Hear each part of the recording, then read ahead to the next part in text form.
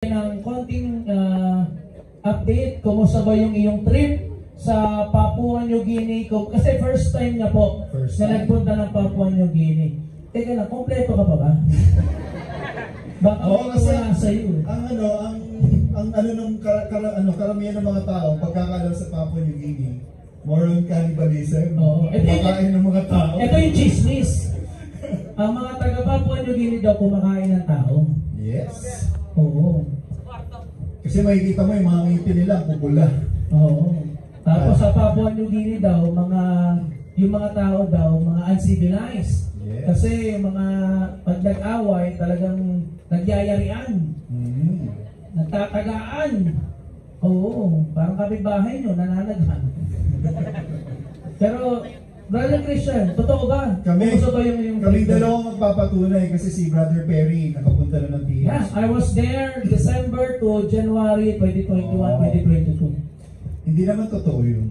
Kasi ang babayad nga ng mga tao doon. Ang sarap mag-training kasi yung mga distributors doon masyadong gutom na gutom sa knowledge. Sila yung tipong pagka may mga training, talagang uma-attend talaga. Kaya napakaswerte ninyo kasi anytime na gusto yung makita ang management, anytime na gusto yung mata ng mga trainings, nandito eh. Kaya napakaswerte nyo kasi yung mga doon, kailangan may hintayin muna sila dumating ng mga international trainers para matuto. Kasi hindi naman sa minamaliit natin yung mga tao doon, pero sila, masyado silang dependent sa mga trainers. Yan. Kaya magpasalamat tayo, maging grateful tayo kasi nandito tayo sa Pilipinas. Tama. Saka isa pa sa ika-grateful doon, sila, yung mga uplines nila, hindi nila kasama physically. Yes.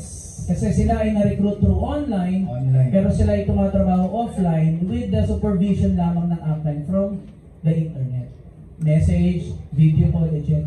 Pero kayo, halos yung lahat ng barahan nandito na eh.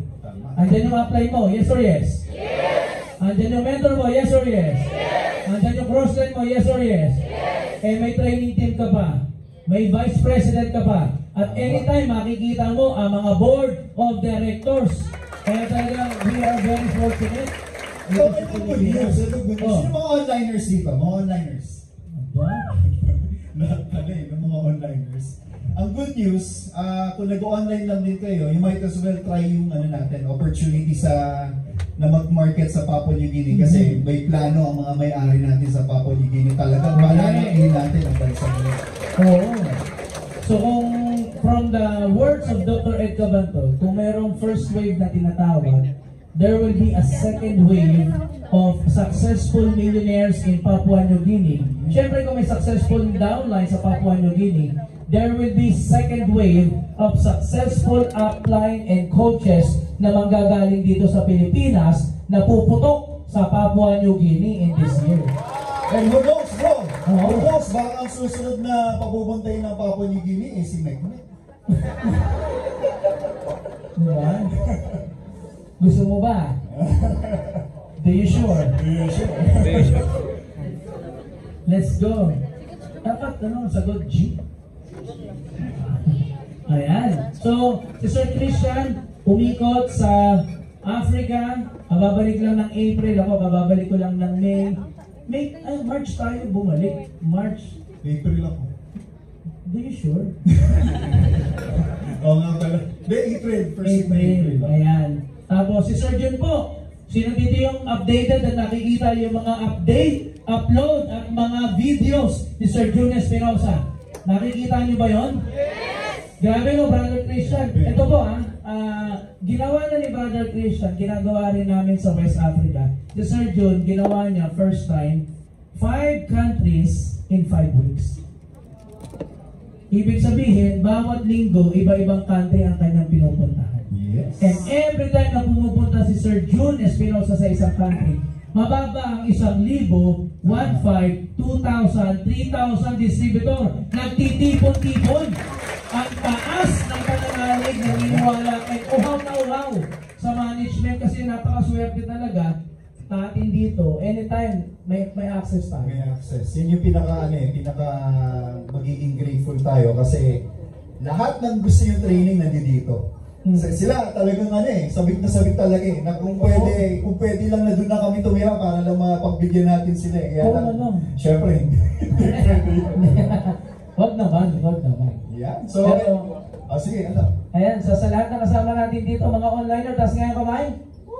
Ayan, so mga online, I'm sure iba-iba kayo ng market, pero there will be another wave of countries na palalakasin at di na palalakasin, may mga bubuksan pa po na bansa ngayong taon na to para sa mga onliners, para bagong bansa, bagong tanim, bagong pagputok, pag 2025, baka ikaw na ang susunod na sasampa, millionaire circle, or baka nasa top ka na rin. Diba? If I'm not mistaken, yung bansa, bubuksan, no? Senegal at saka New Zealand. Wow! Senegal and New Zealand. Pero in counting, we have Nigeria, we have 8 branches in one country sa Nigeria.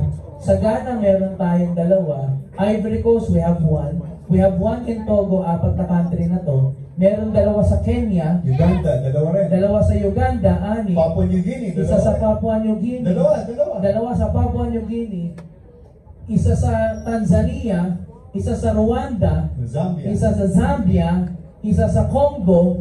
Isa sa South Africa. At ang bubuksan very soon, ang Senegal at ang New Zealand. Meron din tayo sa Dubai. Of course, meron din sa Dubai, meron din sa Southeast Asia. Pero alam niyo naman, pag kayo nakabuta sa Africa, I'm pretty sure, tatago ka ng income sa Unilevel, Stairstep at UPP mo. Yes. Because ang mga tao sa Africa, yung kanilang kape, ginagawa nilang tubig. Yung ang kanilang pang-araw-araw ng inumin, yung Livel, Original, My Choco, or yung Cappuccino, and yung Latte na. In fact, pag mga tao doon umiinom ng kape, kahit walang tubig, iniinom nila. Yes. Yung powder mismo, nilalaklak nila yun. Sino Literal. Sino yung nakapagpapak ng Milo? Parang di mo ginawa, Yung kukutsarahin, sabay ka. Walang grabe ka naman, kinukutsara. Kami nung tinataktak lang eh.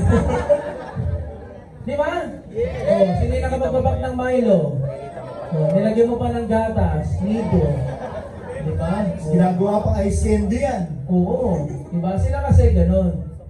Pag binuksan nila yung live coffee, tinataktak sa bibig, minom mo yan. Tsaka sila inom ng tubig. Di ba may tama? Yung tinanong ko, brother, why are you doing like that? It's not the proper way to drink our coffee. Said, no sir, I'm fine. I said, how come? It will mix in my tongue and sabi ko, Literal yun, totoo yun. Hindi yung biro. tumalikod na lang ako. Yawa, may tao. Kapag baliw, pinatulan mo, hindi baliw ka. Pinatulan ko. Alam pa ang ginawa ko? Kumuha ko na may choco. Ginaya ko. Mas masarap may choco, matamis. Diba? So, ito ang mga kinikwento namin sa'yo, some of our experiences in Africa. Kasi, yung labanan ng negosyo natin, hindi na pang Pilipinas. Tama o tama? Hindi na pang Pilipinas, pang buong mundo ang negosyo mo na Alliance in Motion Global. Diba? Ganyan kalupit. And kaya natin sinishare ito kasi ang opportunity, dapat ina-expand mo. Yes. So sa mga onliner dito, taas nga ng mga onliner ulit, alam ko one of the basic inhibitions and one of the basic na restriction ng onliner is the communication. Diba? English. Sino yung magaling mag-English? Ha? Sila daw, sila. Sila. Ha? How comes? Ika nga ni Sarbong eh. Ito po, coming from us. Ako, I've been in Africa for 14 years already. So 2010, I first set foot in Africa. 2010, 11, 12, 13, 14. Fast forward, kakauwi lang namin ng 8 ng March 2024. So I've traveled and been in 8, 9 countries in Africa. Pero isa lang ang napagtanto ko. Hindi mo kailangan maging perfecto sa English para makatawid at makapag-usap ng ibang lahi. Yes! Mas maintindihan Naintindihan nga nila yung mga barok na English. Kasi sa straight English. Di ba? Kaya nga ang usapan namin, bro, where do you house? Have you eaten your family? Parang ganun. Mas nagkakaintindihan kami. Sabi nga ni Sir Bong, di ba? Sabi nila, di raw ako marunong mag-English. I don't believe to them. Di ba? Kasi kung tayo po may English Carabao, di ba English Carabao? Yung broken English. Sila may broken English din. Ang tawag sa kanila, Pidgin English. Yes. Pidgin. Ibig sabihin, yung mga words ng English, pinagkukompress nila, sino-shortcut nila. Bigyan tayo halimbawa, adekam. Adekam. Ano ibig sabihin adekam? Ha? I'm coming. Adekam, pupunta ako dyan. Adego. Adekam. Adego. I'm coming daw, I'm going. Adego, it means Adego, pupunta ako dyan. Adego, alis ako. Adekam, pupunta ako dyan. Oh, yan. Diba? Pero ano, Sir Perry, para ano ba talagang reason natin ba tayo may ganitong pagtitipon? Yan. Kaya po tayo may ganitong pagtitipon, i-explain po ni Sir Perry. Yan, leaders meeting nga. Kaya nga Siyempre. leaders meeting. Siyempre, ano yun, magbibigay tayo ng mga updates. Updates. Mga good news. Good news. Gusto ba ng good news? Siyempre. Maririnig nyo mismo sa ating mga vice presidents. Correct. At siyempre sa ating Board of Directors. Kami dito, sa ating pusa. Kami lang ay pauna lamang. Pero bago po natin tawagin ang ating mga Vice President, gusto ko po muna pasalamatan at palakpakan niyo naman ang inyong mga sarili. Because sabi nga nila, many are called but few are chosen. Ngayong nandito ka, nagpatawag ng leaders meeting, it might be a short period of notification, abrupt, or short period lang yung pag-inform sa inyo, but the fact na nakaupo ka dyan, pumapalakpak ka, na-excite ka, kinikilig ka, ibig sabihin, ikaw yung leader na tinatawag sa negosyo natin dito. Okay, tawagin na natin yung una nating Of speaker. course, huwag na natin patagalin. Ito, isa sa pinakamalupit, nakasama natin for the last how many years, hindi lang sa Pilipinas kundi sa Africa. Sa Africa din. Ito, magkatabi kami natutulog dito minsan. Tapos, yung sipag nito ay witness na talagang from morning till evening, minsan nakakalimutan niya kumain just to serve, mentor, talk, and lead our distributors in Africa. And he's doing the same thing dito sa Pilipinas. Silalang kilala to bilang Mr. Spongeability. Correct, Mr. Spongeability. And ito yung sa pagsalita, parang si Roadrunner. Pero nakatayo lang still. Kasi mabilis magsalita. Pero punong-puno ng laman. Ayan. So, ready na ba kayo? Kung ready ka na, subukan nga natin sa milyon! Parang hindi pa ready. Hindi ko ready. Ready na ba kayo? Harap ka muna sa kanan. Harap ka sa kanan. Harap sa kanan, yung isa gumano. Harap sa kanan. Tapigin mo yung nasa kanan, sabi mo, ready ka na ba? So, yung nasa kaliwa, bumawi ka naman. Harap sa kaliwa. Ready na! Tingin sa likod, tingin sa likod. Ready ka na ba? So, syempre, ready na yan. Nagpapigan na. Guys, huwag na natin patagalin. One of our pride in this industry, especially sa Alliance Emotion Global, one of our Vice President, lahat tayo, i-welcome natin ng 1 milyon! 2 milyon! 3 milyon! At milyon palakpak! Para kay VP Rico Enzo!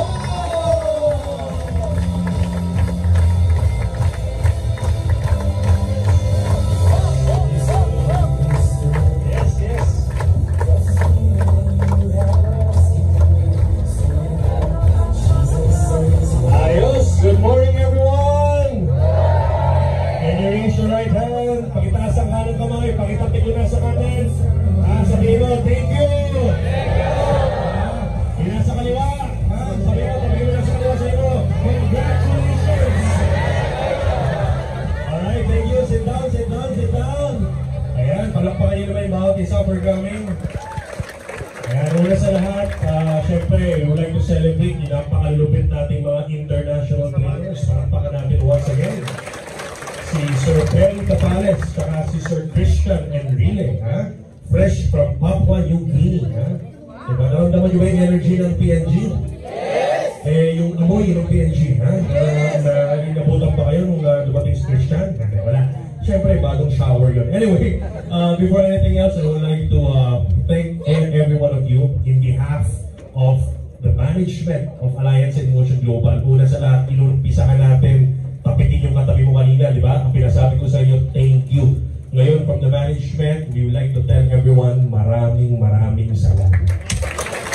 Thank you kasi we know this is just a short notice na tawag kasi alam natin, alam ko, alam nyo rin na sanay tayong lahat that leaders meeting always happen every first Friday of the month. Tama?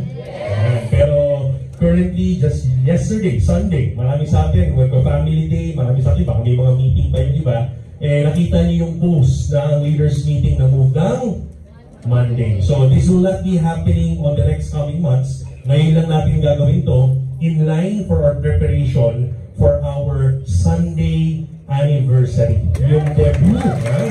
Sabi mo sa katabi mo, debut! Debut ng company natin. Tama ba? Are you excited? Sino ba kayo mga naka-attend ba ng debut? Nasa kamay. Debut. Sino sa inyo mga naka-attend ba ng debut? Sino yung nakasubok sa inyong mag-debut? Ha? Wala. Si Doktora, hindi daw nakapag-debut. Sino? Huwag ka mag-alala, Doktora, sa June 9, mag-debut tayo. Ha? Sino yung mga nakapagsayo na ng 18 flowers? May ganun ba kayo, di ba? Yung mga tito, di ba? Yung mga pagbarkada ka ng debutant, di ba? Debutant, ikaw yung kasama ka sa 18 flowers, ha? Yung iba naman dyan, yung mga medyo malami-lami ang matching kasama sa 18, ano tawag doon? 18 bills. 18 bills, di ba? Kasi ang regalo, cash, di ba? So, again, mga kaibigan, this coming June 9, debut ng Alliance in Motion Global. So, in line dun sa magiging event natin, nakakatuwa. Kasi, minove natin yung leaders meeting so that we can have more time to bond. Kasi kung Friday, medyo malapit-lapit na, parang 2 days na lang, we know you have so much time to prepare, especially sa mga leaders sa buong grupo nyo. Kaya mas dinabuti ng management na magkita-kita tayo ng early this week, Monday, so that we can talk, we can rara, we can actually, give you some, insights as well. And syempre, i-celebrate natin, i-excite natin ang isa't isa para sa pagka-upcoming Sunday. Ha? Excited ba kayo? Okay, sobrang excited natin, and this is gonna be happening. Mauulit-ulit yung experience na nangyari 13 years ago. Actually, hindi mo ulit kasi mas matindi. Sino dito yung naka-experience nung Marikina 13 years ago? Meron ba ba? Meron, no? Hindi nga, totoo. Si Ariel Garces, di ba? Bro, naka-13 kayo, no? Sino pa? Definitely. First timer ka nung Marikina. Bang level, di ba? Kamusta? Kaya nandito ka pa rin ngayon. Zipline. May zipline, tapos may mga, yung classic cars, di ba? And yun sa mga reason bakit nandito pa rin at naging Millionaires Circle, naging top leader, di ba? Because of that experience. Kaya we want to maximize. Pakisabi nga maximize. Alam nyo, siguro di ko mapahabangin yung topic ko sa inyo ngayon, but I will be giving you some, let me call this reminder. Pakisabi nga reminder. Hindi naman to bago, hindi naman to something na, ngayon nyo lang marinig, ngayon nyo lang matututunan, pero it's a reminder for all of us. Kanina, inumpisa natin with a thank you. Pakisabi ko ulit, thank you. Thank you. Kahit anong dala-dala mo ngayon, kahit anong problema pala natin, kahit anong challenge, kahit anong tribulations or problema dinadaanan natin, you know what? The best mindset, the best thing that you can actually think about is to be grateful. Pakisabi nga, grateful. Pag nandun ka sa state of mind and state of your psychology that you are so grateful about what you have, alam mo, mas lumas na bukas ka sa mas marami pang blessing. Kaya, lagi natin sinisimulan with gratefulness. Kaya, alam nyo, isa sa mga bagay na gusto namin i-emphasize today on our leaders meeting, mamaya you'll be hearing our VPs, yung mga senior VPs natin. And you will also be hearing coming from our, top management. Alam nyo, gusto namin paalala how grateful we are with what we have as leaders ng Global. Kasi ang hirap umattend on the 18th debut nang hindi ka grateful. Ba't ba sineselebrate ang anniversary? ba't ba sineselebrate ang birthday? Di ba? Pwede namang hindi na. Tama ba? Di ba, bakit ba every year sineselebrate na buhay ka? Bakit every year may debut, may birthday party? Bakit every year may anniversary? Because again, those celebrations are actually meant for us to be grateful. Grateful ka sa buhay na dumaan for 18 years na buhay din alam mo. Grateful ka for all the people that are around you. You're grateful for 18 years of success and everything. So, gano'n natin celebrate yung mga party na doon. So, kailangan maalala natin. Alam nyo, ang problema marami sa atin, we don't maximize what we have. Are you following? And mahirap i-maximize yung meron ka, unang-una kapag hindi ka grateful.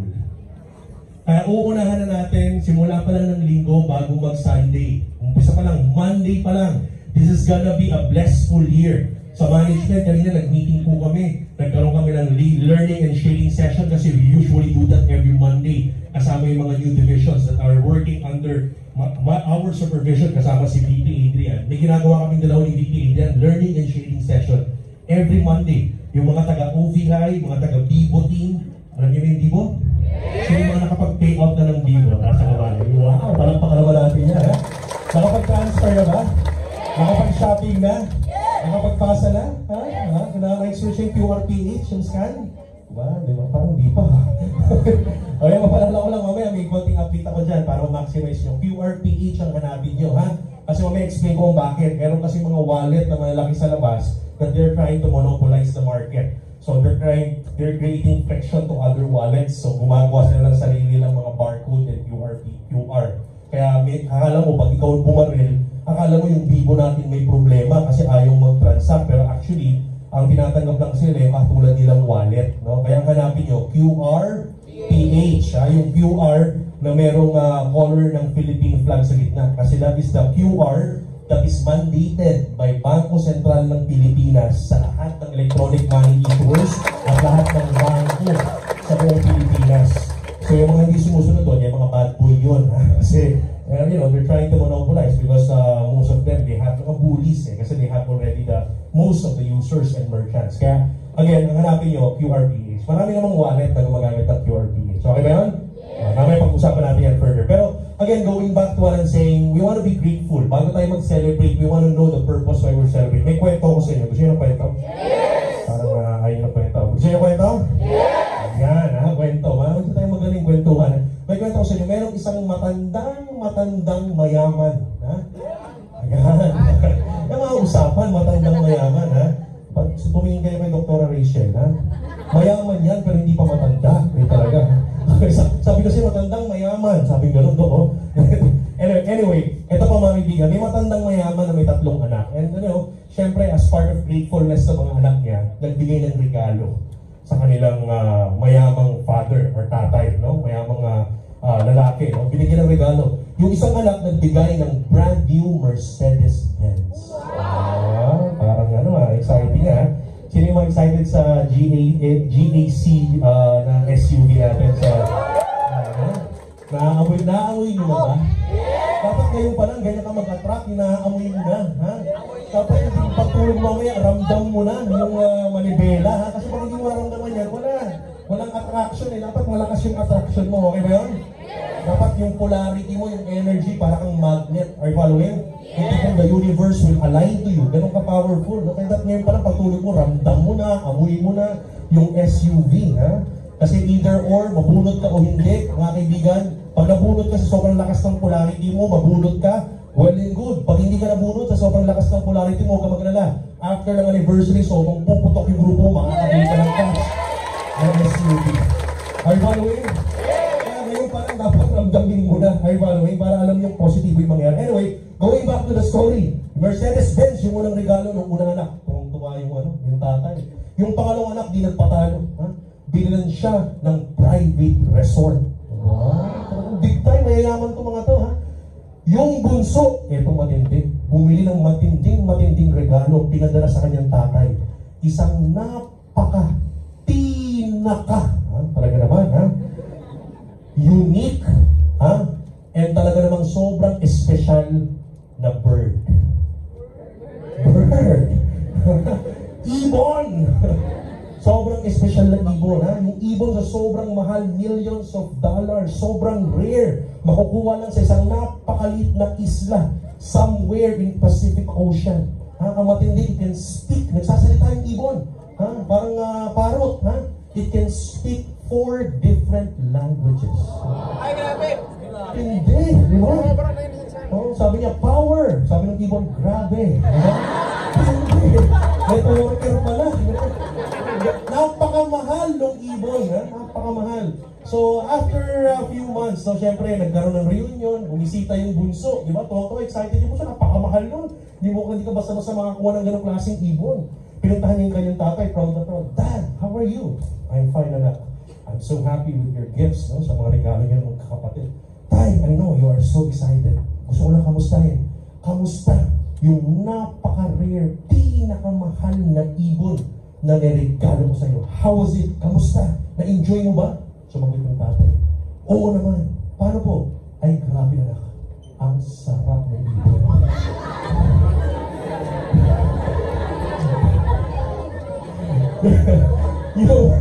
yung pinaka-rare at pinaka-mahal na ibon, niluto ng tatay. Now, what's the point of the story? Wala lang. Ang point is that sometimes we're given with a lot of wonderful things in our hands right now. Pero problema, kapag hindi mo alam yung purpose, pag hindi mo alam kung paano gagamitin, pag hindi mo alam kung paano i-maximize yung mga meron ka ngayon, sayang lahat yan. Now, I want to talk about how do we maximize an event. Paano ba natin ma-maximize itong anniversary na ito? Paano ba natin ma-maximize yung business natin? Ano ba yung mga meron tayo ngayon that we should maximize? Are you following? Yes. So, I'll just be very short. No? May 3 points lang ako. 3 points lang is so important. Actually, marami to. Pero I'll just be giving you mga ilan lang na assets. Kasi napakarami nating asset. Tingnan mo yung katabi mo. Tingnan mo. Mukha bang maraming asset yan? Parang sabi niya, anong asset? Yung dimples ko. Sabi niya iba, tumingin sa akin, hindi, yung pimples po. Hindi pala dimples yung pimples. Alam niyo, marami tayong asset, tama? Pero marami sa atin, hindi natin na ma-maximize as leaders in our business. We need to maximize whatever we have, the assets that we have. Now, first asset that I want you to realize, and I want you to remind, sabi ko, reminder to, hindi ko bago. Pero I want you to remind you that the best asset that you have right now is you. Hindi ako ang you, kayo. Me, ha? Ikaw. You are the best asset. Pakisabi nga, pakitapik nga yung dibdib mo, sabi mo, I am the best asset. Ikaw ang pinakamalupit na asset na meron ka. Bakit? Kasi, think about it, lahat meron ka. Lahat ng pwedeng kailangan mo para kumita, para yumaman, para mabago buhay mo, meron ka naman eh. Are you following? Yes. Malamang kompleto naman yung mga kailangan mo sa katawan mo. Tama ba? You have good health, nakakahinga ka, gumising ka kanina. The mere point na gumising ka kaninang umaga, that's already an asset. Are you following? Yes. Your health is your asset. Yung kalusugan mo, yung health mo, asset yan. Ang pinakamalupit na asset mo, yung oras mo. Are you following? Yes. How are you maximizing it? How are you using that assets? So, paano mo pinapalawak, paano mo ginagamit yung mga assets na yan are very important. This is a reminder for everyone. Ano pa? Ano yung mga asset mo? Yung pinakamalupit na asset mo ngayon is your yung alam mo is an asset. Alam niyo ba na lahat ng meron niya, kapag tingnan mo lahat ng meron niya hindi sa kwartong to, there's a lot of multi-million-dollar stories in our space right now. Are you following? Etong sa kami na to is $1 million business. Yung upuan ng iupuan mo is $1 million business. Yung renos na hawak mo is $1 million. Yung speaker na to, yung stage na to, yung whiteboard na to, and all of these $1 million stories and $1 million businesses started from an idea. Pakisabi nga, idea. So, ibig sabihin, yung knowledge mo, yung ideas, yung mga systems na meron tayo ngayon, that is an asset. Are you following? Yes. Yung meron ko ngayon asset, ano pa? Baka nakalimutan mo. Leaders po kayo, kaya nga leaders meeting to. Ang pinakamalupit na asset na meron ko ngayon, experience. Pakisabi nga? Experience. Kaya nga yung mga upline na kinakabahan pag lumilit yung cheque, kapag bumabagsak yung income, kapag nauubos yung grupo, may umaalis, huwag kang kabahan. Ang problema yung iba, kinakabahan, nagpapanik, kaya they cannot decide consciously already. Are you following? Kaya ang daming maling desisyon kasi nauuna yung emosyon kapag nagpapanik tayo. Are you following? Kaya most of the time, what you need to do is you breathe in, breathe out, alalahanin mo that whatever happens, people will really come and go in a business. Pero ang pinaka-importante, ikaw nakabaon ka na, you will start not from scratch, huwag kang matakot magsimula ulit, humataw ulit, mapahiya ulit, ma-reject ulit. Kasi lahat tayo, we are starting from, ang lulupit nyo ni. Just imagine who you are 5, 10, 15 years ago, 20 years ago. Can you imagine? Yes. Hello? Sa mga, lalo na sa mga matatagal na dito, can you imagine kung sino tayo 10, 15, 20 years ago? Are you following? Yes. Sa mga bago, 5 months ago, 1 year ago, ano ba yung mindset mo, ano ba yung iniisip mo, ano ba yung mga pinagkakabalan mo, and imagine who you are right now, napakalayo mo na. Tama ba? Malayo na, pero malayo pa. Are you following? Kaya, I want to remind each and everyone that, you know, you have a lot of assets. The best asset that you have is yourself. Are you following? Yes. Ito pa lapit na. Itong oras na ito, napaka-importante ma-maximize natin. Gaya yung pag-attend natin sa June 9, it's the best way to maximize our time. Are you following? Yes. Para sa akin, isang mga pinakamalupit pa natin i-maximize finance. Pakisabi nga, finance. Alam mo, dito nagkakaproblema eh. Kaya maraming pag may mga event na ganito, inisip nila, Miko, ang mahal kasi ng ticket eh, 2,000 yung VIP, 750 yung patron, no? Alam nyo kaibigan, kapag alam mo kung paano paikutin yung finance, are you following? If you know that finance is your asset, hindi mo kalaban, I'm telling you, you will maximize events like what we have. Are you following? Yes. Now, marami sa atin, kaya may problema dito kasi because of our programming, but right now that we are conscious enough, I want to remind each and everyone that finance is a great asset kung kaya natin i-manage. Ang pinaka-importante sa finance, hindi naman kung wala kang pera o meron kang pera.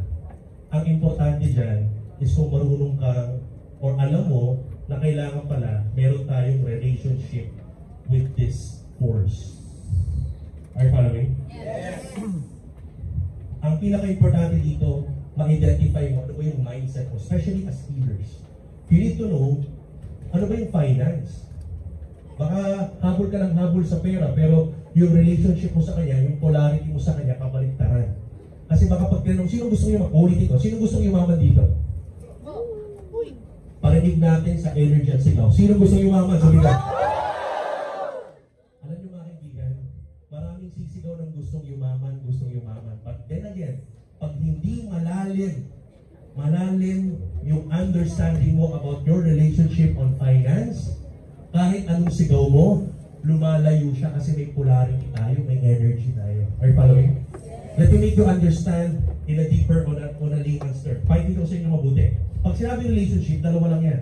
Either your relationship with money, as leaders, as business people, as entrepreneurs, as network leaders, is anchored in the relationship of abundance, or pwedeng ang relationship mo sa pera ngayon, gusto mong yumaman, pero ang pinaka-anchor mo is relationship of lack. Kulang sa Tagalog. Are you following? Maraming tao gusto yumaman, pero pag ang pinanggagalingan, gusto ko yumaman kasi ang hirap namin.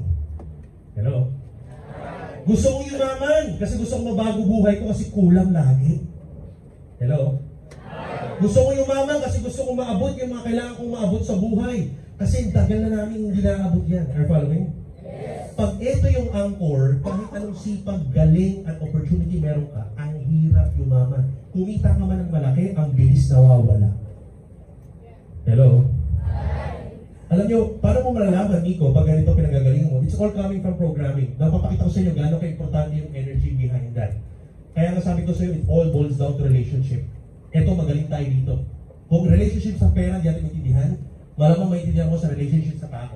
Sino dito ay may girlfriend and boyfriend or may asawa na? Tasa ka mo.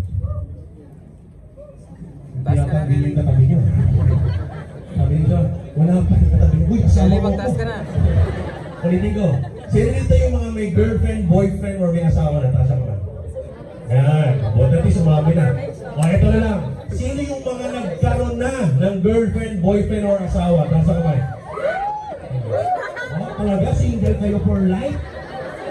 Single since birth yung iba? Now, think about this. Oh, pag inalala mo yung relationship mo sa GFBF, oh, ito tanong sa inyo. Ha? Sino dito yung naka-experience nagkaroon ng relationship na ang hirap pakisamahan ng girlfriend or boyfriend? Sabi ni ba? Alam mo yung sabihin ko ng hirap pakisamahan? Ang hirap pakisamahan kasi parang laging kulang.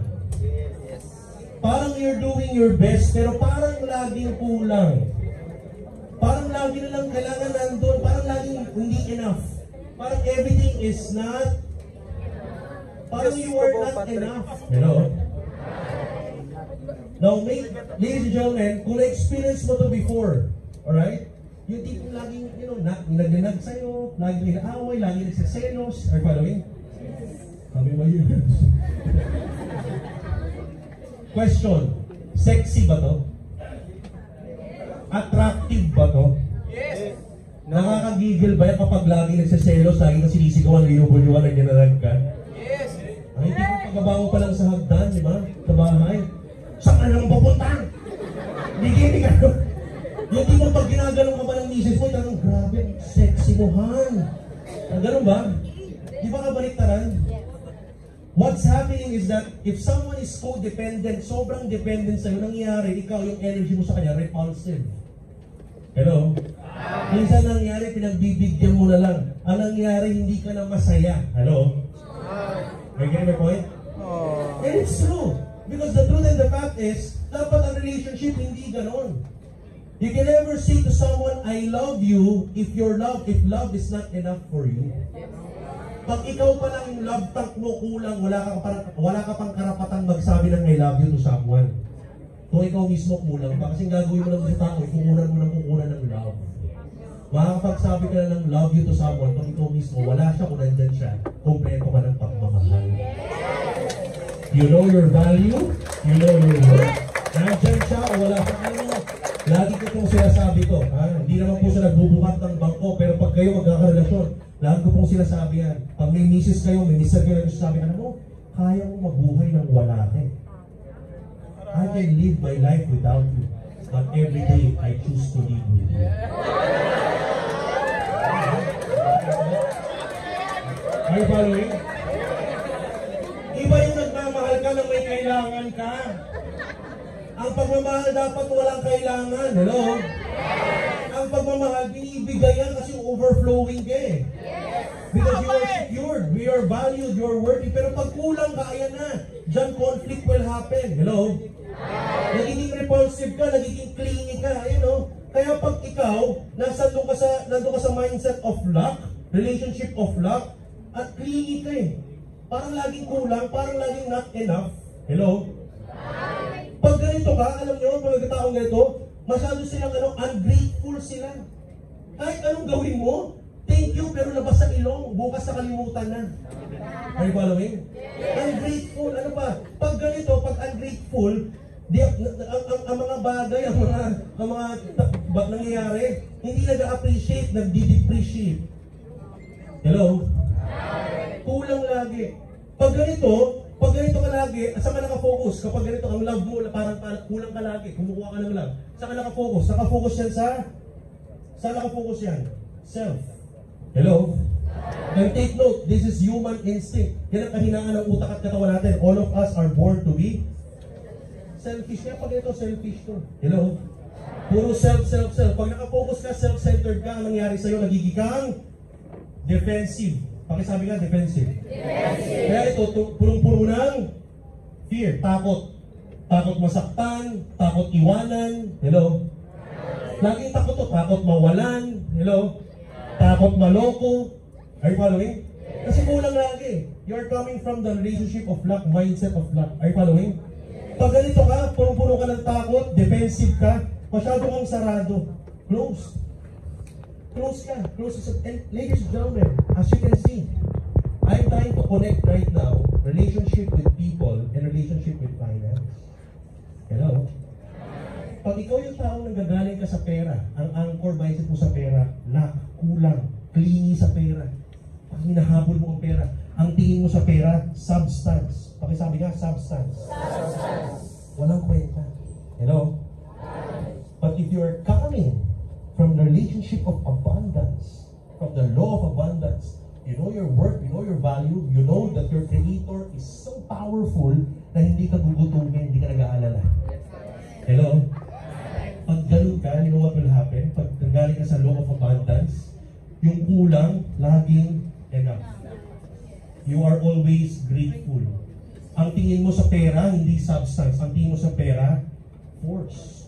Ang iniisip mo, hindi yung pera, hindi yung substance. Pag iniwan ko yung 1,000 dito, after 3 years, pag binili ko, 1,000 pa rin yan, baka inaamag ka.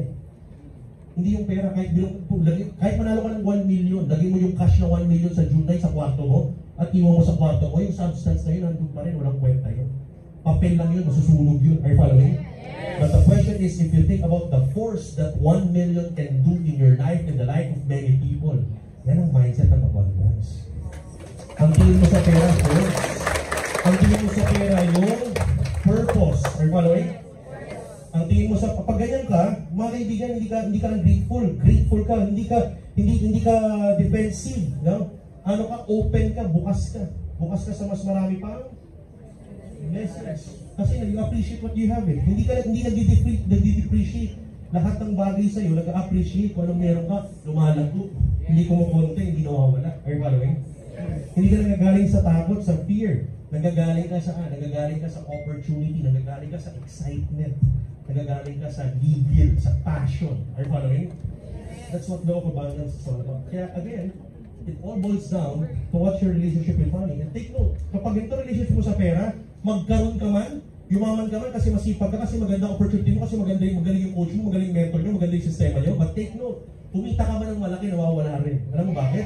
Kasi pag ganito, dito ka nagagaling, hindi ka marunong magmahal, puro ka kuha ng kuha. You know what happened? Ano katumbas ng love? Katumbas ng love, respect. Hello? So pag dito ka nagagaling sa luck, alam mo, wala kang respeto sa pera. And take note, pag wala kang respeto sa pera, what happens? You mismanage it. Hello? Kaya marami naging milyonaryo pero nawala. Because they're coming from the relationship of maraming leaders kami nakita for how many years? Kumita ng malaki. Nakabili ng mga sports car.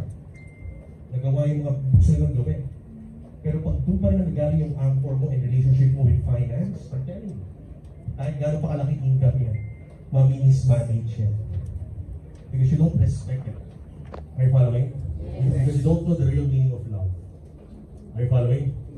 Pero pag dito ka nagagaling, you respect it, you manage it well. Alam nyo, just to give you some basic mindset lang. Napaka-basic to, basic 101 to on finance. Sino dito yung may bank account nasa kamay? Sino dito yung may at least 2 bank account? Sino yung may 3 bank account? Wonderful. Alam niyo ba ang minimum dapat na bank account na meron ka? At least 3 to 4. Especially if you're doing business. Hello? Basic finance 101. Sabi ko, bakit naman? Pwede naman isang account lang eh. Alam niyo, okay lang naman na isang account. Ang problema, pag pumasok yung income sa isang account, lahat ng gastusin mo dahil gusto mo, akala mo dami mo pang pera, hindi mo makapansin, uubos na. Pero pagpasok ng pera, pagpasok pa lang, may pumasok ng 100,000, kahit magkano yan, kahit 50,000 lang yan, kahit 20,000 lang yan. Pero pag alam mo kung saan dadaling kagad, allocated kagad, you respect the money. Are you following? You are not a slave of it, but you use it well. Are you following? Kasi you have a relationship with it. Seriously, ang gagawin mo, alam mo kagad, meron ka kagad, number 1, yung pumasok ng 100,000, meron ka kagad certain percentage emergency fund. Ang emergency fund mo, dapat at least 6 months, times 6 or times 8, times 10, pinakamaganda, times 12, 1 year. Times 12 na katumbas ng 1 month income na pumapasok sa'yo. So kung may pumapasok sa'yo ng 50,000 or 100,000 pesos per month, dapat at least yung laman ng emergency bank account mo, at least dapat 600,000 pesos. Bakit? Para kahit anong mangyari, bumagsak ang check, magkaroon ng pandemic, whatever happens, buhay ang pamilya mo for 6 months, di magugutom. Makakabuelo ka, makakahanap ka ng opportunity ng maluwag ang isip mo. Hindi nagpapanik ka, naghahanap ka ng opportunity ulit, naghahanap ka, naghahataw ka ulit, mag-build ka ng grupo, gutom yung pamilya mo. Sakit sa ulo. Are you following? Yes. Emergency fund. Especially if you're doing business. Basic finance 101, if you know how to manage it. Dapat meron kang account for your needs, maliban sa needs, syempre yung mga pang-araw-araw, iba yun. Dapat yung first bank account mo pinapasokan ng income, doon ka magkukuha ng credit card. Huwag ka matakot sa credit card. Are you following? Kung alam mo lang paano gamitin. Tama ba? Ang credit card, pag alam mo paano gamitin, it will be a wonderful tool for you. dapat doon nakaano yung bank account mo, yung credit card mo nandun siya. Para bakit? Para lahat ng mga panggas mo, yung mga araw-araw na dapat hindi naman mawawala, sa credit card mo ginagamit, tumataas yung points mo, credit value mo tumataas pa. Darating ang time, if you need a loan, banks will be mag-aaduan para magpa-loan sa'yo kasi you have a worthy credit score. Are you following? Basic, ano lang. Kung ikaw, gustante, wala ka nito, I'm telling you. Magbabaliwan tayo sa pera. Gusto ko yung maman. Pero itong mga basic na dito, wala ka. I'm telling you. Sayang. Parang yung tatay na kumani ng ibon. Are you following? Are you learning? May isa ka pa dapat bank account para sa naman. Para dun sa mga travel mo, sa mga Nike shoes mo, yung mga gusto mong bilhin, yung mga LV mo. Problema, pag isa lang bank account mo, may pumasok na 150,000. Akala mo, yaman mo na, pinambili mo ng LV, bukas, gutom. Hello? Pero kung may account ka para sa mga wants, o di ba? Open ka ng account. Para sa mga account na to? Para sa mga wants ko. Ano yung mga wants? Travel, LV, bagong cellphone, bagong sasakyan. At least alam mo, pag may pumapasok na 100,000 or 150,000 sa network ko ngayon, sa dinegosyo ko ngayon, may certain percentage, 50,000, 30,000 goes to my wants bank account. Hello? So kung computing ko lang, magkano ba yung LV ko? Kung ang LV ko yung 300,000, alam ko na in the next 3 months, in the next 4 or 5 months, mabibili ko yung LV ko. Kasi every month, ilalagyan mo ng 50,000 itong bank account na to. Kung ang travel mo is worth 200,000, naglalagay ka ng 50,000 in 4 months, makaka-travel ka na kasama pamilya mo. Maliwanag. Hindi kayong one-time millionaire. Are you learning? Basic Finance 101. Kailangan to alam natin, especially nagbebenta tayo ng insurance, financial management. Hello? Hi. Kaya pala hirap ka magbenta ng OBI. Kaya pala hirap ka magbenta ng negosyo. Kasi ikaw mismo, may problema sa pera. Paano maniniwala yung tao sa'yo about pera? Ikaw mismo, hirap sa pera. It's not about the money that you have in your wallets right now. It's all about what you have in your relationship with finance. Kung anong meron dito tsaka dito in terms of finance. Hello? Hi. Are you learning? Yes. Are we growing? Yes. So marami pa to pero I don't have much time. Mga kaibigan, finance is a great asset. Kaya bang i-maximize? Yes. Diba? Kung 750, can you imagine? Maglalak 7,500, 10 ticket, kahit bilhin mo yan, mag-imbata ka ng 10 clients mo na potential. Pagbayad ko hindi, okay lang. Basta may pasok mo, 750, kasi imagine yung opportunity na pwedeng mangyari pag umaten sila sa June 9. Eh kaso meron kang bitawan yung 10 ticket, ako nga di ko mabilang sarili ko. Hello? Alam nyo, one of the greatest asset pa, ikaw, finance last asset. Marami to pero tatlo lang muna. One of the best assets that you can actually maximize that we have now as leaders, the best asset na hindi natin masyadong na-appreciate is your environment. Alam nyo, nung unang panahon pa ng Hapon, joke lang, mas matagal pa sa Hapon. Ang mga civilization, pag mag-build sila ng civilization, magsisimula sila, pansinin nyo, yung mga pinakamatatandang civilization, saan matatagpuan? Wonderful. Sino sabi nyo? Wonderful. Malapit lagi sa any body of water. One of the oldest civilization is Egypt. Egyptians. Saan sila makita? Before BC pa yan. Before Christ. Saan matagpuan? The Nile River. Hello? You know why? Because when you want to put up a big civilization, a big organization, a big community, a healthy one, you need to choose well the environment that you will set it in. Napaka-importante ng environment. Hello? Kahit napakagaling mo, kahit ikaw pinakamatalino, kahit ikaw pinakamagaling, pero hindi maganda ang environment, sayang lahat ng pagod at effort mo. Diba? Kahit naman lupit yung mga Egyptian, matatalino yung mga Egyptian, hindi sila makapagtayo ng pyramid kung walang Nile River doon. Hello? Hindi sila dadami ng ganon. Are you following? They choose well the environment that they will set in. Kaya napaka-importante ng environment. And I'm telling you, today, you have yourself, your health, your time, your knowledge, your experience. You know, have your relationship with finance, mga kaibigan. You're so blessed because you are now in the right environment para yumaman kasi nagkaroon global group of companies. You have the right environment. Mamaya, may kukwento, marami pang ikukwento yung mga senior VPs natin, yung mga mentors natin, why you are in the right environment. But I'm telling you, you are now in the best environment that you could ever be. So maximize it. Are you following? Yes. Yung purpose, para hindi ka mag-guide sa tatay na kinain yung ibon.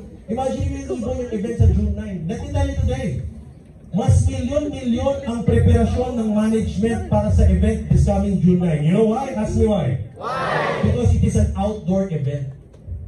Para sa mga sanay sa events mag-organize dito, mas mahal po ang stage setup, ang sounds and lights, mas milyon-milyon yan kapag outdoor. Pag indoor, bayaran mo lang yung arena, ando na lahat. Pag outdoor, babayaran mo yung venue, iba ang bayad sa lights, sa sounds, may mga bracket kung saan lalagay yung mga lights, napakagastos po niyan. Hello? It takes a lot of effort para mabook. Mga kaibigan, imagine, ang dami pong preparation dito. So para hindi ka magaya sa tatay na sinayang yung ibon na napaka-rare, dapat ma-maximize mo yung June 9 event natin. E para saan na yung event dito? Yung event number 1 para sa'yo. Sabi mo, para sa akin. Bakit? Kasi we are grateful. You are grateful. So may check it ka, nagagamit mo yung Vivo Super App na kapag negosyo ka, hindi mo kailangan maghanap ng product supplier, hindi mo kailangan gumawa ng sarili mong sistema, hindi mo kailangan mag-build ng sarili mong opisina. You are already in a system na pwede kang magnegosyo anytime, pwede kang kumita anytime. Napaka-grateful dapat natin na meron tayong Alliance in Motion Global sa mga pangyayon natin ngayon. Tulad ng pag-celebrate ng birthday, ganun din dapat yung gratefulness natin this coming June 9. Kaya dapat nandun ka. Pangalawa, dapat nandun ka para sa iyo. Kasi pag nandun ka, imagine yung energy na aakyat ulit. Yung hataw, baka lumabas na naman yung susunod na next wave na potential mo. Are you following? Yes. Yung gigil, yung passion, yung pagmamahal sa ginagawa, aangat ulit. Kaya para sa iyo yung event, i-maximize mo. Pangalawa, dapat hindi lang para sa iyo. Dapat para sa mga nakapaligid sa iyo. Walang kwenta ang opportunity at ang environment kung ikaw lang mag-isa. Walang kwenta ang mga assets na to kung ikaw lang mag-isa. Napaka-importante na ma-share mo to sa mas marami. Are you following? Kaya dapat as much as you can, mga kaibigan, invite. Ang challenge namin sa inyo, may challenge. Pakisabi ng challenge. Tapigin mo lang sa kanan mo. Tapigin mo, sabi mo, challenge. Tapigin mo lang sa kaliwa, sabi mo, challenge. Ang challenge namin sa iyo, may ilang araw pa. Yung iba may mga guests na, yung iba may mga tickets na, kasama yung mga kamag-anak, kaibigan, kahab. Ang challenge namin sa iyo, maliban sa mga isasama mo this coming Sunday, these few days, may 7 days ka pa, dagdagan mo pa ng 2. Kaya ba? From Monday to Sunday, meron ka pang Tuesday, Wednesday, Thursday, Friday, Saturday. Kaya bang dagdagan pa ng 2? Parang ang hina ng sagot nyo. Walang kakwinta-kwinta. Parang hindi mga leaders. Ulitin ko, challenge. Kaya bang dagdagan ng 2? Ulitin ko, kaya bang dagdagan ng 2? Dalawa lang. From Monday to Sunday, dadagdagan mo ng 2. Alam nyo, bibigyan kita ng magandang tip kung paano ka mag-i-invite. Sabihin mo sa akin paano. Dahil malapit na, huwag ka na masyadong maraming sinasabi pag nag-i-invite ka. Huwag naman naman sabi, ibabalik natin yung panahon noon. Ngayon kung sinasali ko, dami yung script sa online. Copy-paste. Kaya doon nyo yung pag-i-invite, hindi mo na alam ngayon i-gauge kung paano ba i-invitahin itong taong to. Tanda mo, pag nag-i-invite ka, huwag mong isipin kung anong sasabihin mo. Isipin mo kung anong dapat marinig nung kausap mo. Hindi ko anong lang sasabihin mo. Are you following? Yes! So, pag mag-i-invite ka sa anniversary, pag i-invite mo, grabe parang anniversary ng kumpanya namin, nakaka-inspire. Maraming mag-share, parang power to, grabe. Sasama hindi. May negosyo, yayaman ka, sasama hindi? Hindi. Pwedeng sumama, pero pwedeng hindi. Now, you want to make them people hear about what's all about what we have. Kaya makikita, tanda mo to, pag ang gusto mong sabihin, yung gusto mong sabihin, hindi yung gusto mong marinig na kausap mo, mahirapan ka talaga. Are you following? So, kailangan, ialagay yung lugar mo sa kanya. Walang kamuwang-muwang to sa negosyo. Are you following? Wala pang kamuwang-muwang to. Are you getting my point? So pag sino ito yung negosyo, maraming busy yan, pwede na yan. So dapat ang invitation mo, pare, may party. Hello? Tanong ko sa inyo, sino dito yung nag-birthday party at nag-invite, naghakot, nagpakain, nagpa-videokis? Kailan yung huling birthday party nyo naghakot yun? Na-experience mo mag-birthday party at maghanda? Na-experience nyo na? Naghanda ka ng spaghetti, naghanda ka ng pagkain, naglagay ka ng videoke, nag-invite ka, birthday party mo. Hello? Ilan ang pumunta? Dati, Mahina ang 20, tama? Mahina 20. Birthday party, pupunta yan. 30, 50, makikiatay, mga mag-anak, kaibigan, kapitbahay. Itong malupit. Habang kumakain yung spaghetti mo, ni-invite mo, pinaghandaan mo, pinangutang mo pa yung pera, nilangit pa yung spaghetti mo. Ano ba itong spaghetti na ito? Walang hotdog, puro tuna. Century tuna. Are you following? Ang malupit, nagpapidyoke ka, ang kumanta yung mga kapitbahay mo pang sintonado pag nakainom na. Nag-enjoy ka ba sa birthday? Hindi. Nag-asikaso ka na, gumastos ka pa. Now, I have a tip for you. Hello? This coming June 9, ilang araw ka pa? 750. Mas malaki pa yun sa gastos mo sa pag nagpa-birthday ka. I-times 5 mo lang, i-times 10, 7,500. Magbayad sila o hindi, okay lang. Basta yung 7,500 budget mo para may kasama ka. Hello? Kahit na dalawa na lang eh. 750 times 2. Are you following? Yes! Just imagine this. Sa birthday party na attenda nyo sa June 9, 18 years. Nagsinungaling ka ba? Hindi. Birthday party to pare. Nino, ni-in global. Pang ilang taon? 18 years. Debut to pare. Debut. Makatin tayo ng debut. Ang malupit, pag nag-invite ka at umatin ka, ang kakanta hindi yung sintonado mong kapitbahay. Ang kakanta para sa'yo sa mga tropa mo, alam mo sino? Flo G, Lola Amor, Ben and Ben. Oh, ikaw mamili. Ano gusto mo? Ben and Ben, Lola Amor, Flo G, yung sintonado mong kapitbahay. Hello? Kaya huwag kang mahirapan mag-invite. Pag mag-invite ka, parang may party, may celebration. We are grateful. 18 years na parang birthday party. Attend tayo, party tayo. Lola Amor, Ben and Ben, Flo G. Etong malupit. Yung 750, pwede ka pang manalo ng SUV. Yung 750, pwede maging 1 million. Are you following?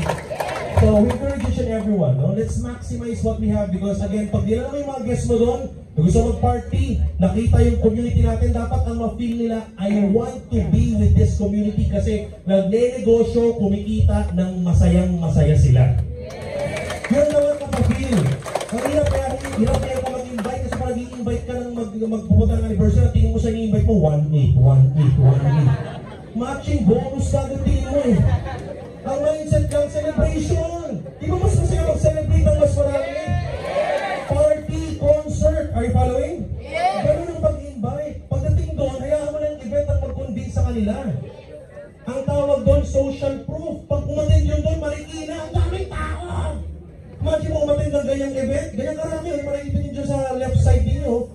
Imagine mo pag ang guest umatin sa ganyan, anong sabihin? Hindi loko-loko to. Imposible i-scam to, kasi kung i-scam to, pinasara to, ang daming na-scam. Are you following?